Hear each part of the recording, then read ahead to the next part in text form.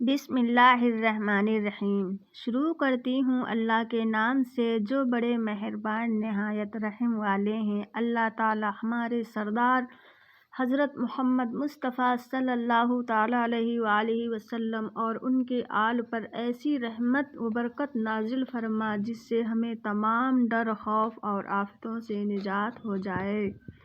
بے شک اللہ ہر چیز پر قادر ہے۔ پیدائش نور محمدی صلی اللہ علیہ وسلم کی پیدائش، تفصیل اس کی ہر باب خبر اور اصحاب معرفت یوں بیان کرتے ہیں کہ اللہ جل شانہ کا سب سے پہلا جلوہ نور محمدی صلی اللہ علیہ وسلم ہے، یعنی خلق متعلق نے تمام کائنات اور جملہ اور موجودات سے 1,06,70,000 برس پہلے نور محمدی صلی اللہ علیہ وسلم پیدا کیا۔ حضرت ابن الجوزی فرماتے ہیں کہ اس نور سے اللہ پاک نے فرمایا، اے محمد صلی اللہ علیہ وسلم ہو جا، بس وہ ایک نور کا ستون ہو گیا اور بلند حجاب عظمت تک پہنچ گیا۔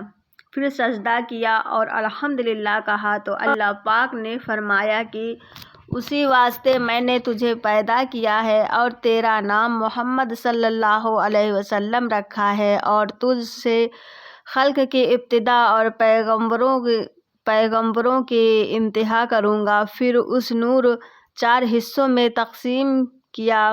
بعض نے لکھا ہے کہ اس کے 10 حصے ہیں، جن سے عرش، کرسی، لوح قلم، چاند، ستارے اور فرشتے، جنت، دوزخ، زمین، آسمان، شجر و حجر، جمیع مخلوقات اور تمام موجودات بنے۔ اور ایک حدیث شریف میں آیا ہے، سن کر نور محمد شاد ہوا۔ اور یہ بھی لکھا ہے کہ نور محمد صلی اللہ علیہ وسلم کو طاؤس کی شکل میں پیدا کیا اور ہری زمرد کی قندیل میں رکھ کر شجرۃ الیقین میں لٹکا دیا، اور ہزاروں برس تک عبادت معبود عالم ستجر میں مشغول رہا۔ پھر حق تعالیٰ نے آئینہ پیدا کیا اور اس طاؤس کے مقابل کیا۔ جس وقت اس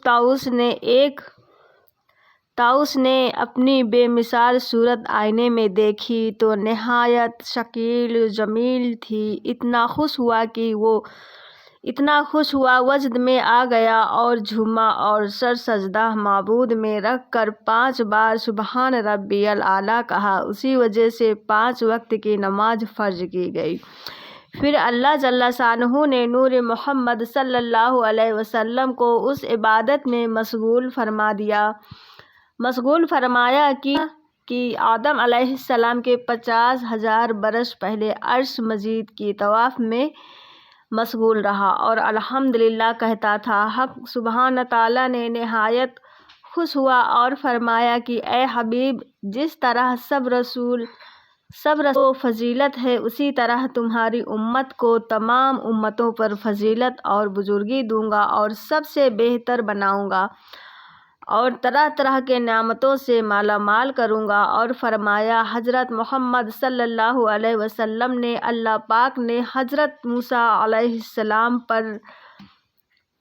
پر روح بھیجی کہ کہا، تو بنی اسرائیل سے کہ جو کوئی مجھ سے محمد کا منکر ہو کر ملاقات کرے گا تو میں اس کو دوزخ میں ڈال دوں گا۔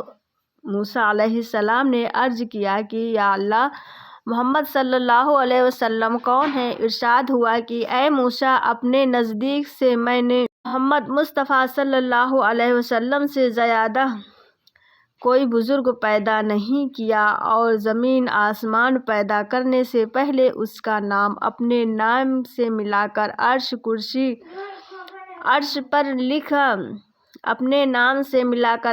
پر لکھا، اور اس تھوڑا سا عمل بہت قبول کروں گا اور اس کو جنت میں داخل کروں گا۔